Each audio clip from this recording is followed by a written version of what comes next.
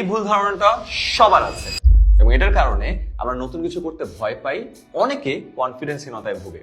দেখি ব্যাপারটা কি। This is basically what we think is happening.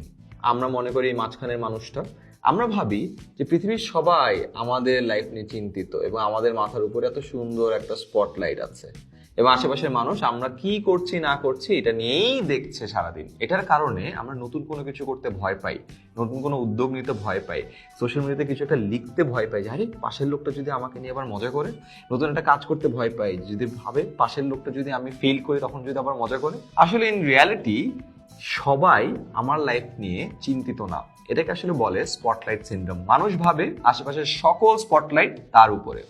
আসলে ইন রিয়ালিটি সবাই সবার নিজের লাইফ নিয়ে ব্যস্ত এবং সবার উপরেই নিজস্ব স্পটলাইট আছে এবং সবাই তার নিজের জীবন নিয়ে চিন্তা করতেই কুল পাচ্ছে না আমার জীবন নিয়ে কখন চিন্তা করবে।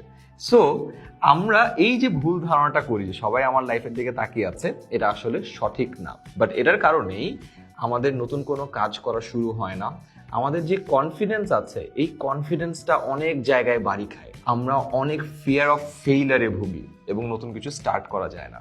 So yeah, do remember this is what we think is happening, যে স্পটলাইট আমাদের উপরে। But in reality this is what actually is happening. সবাই সবার স্পটলাইট নিয়েই চিন্তিত।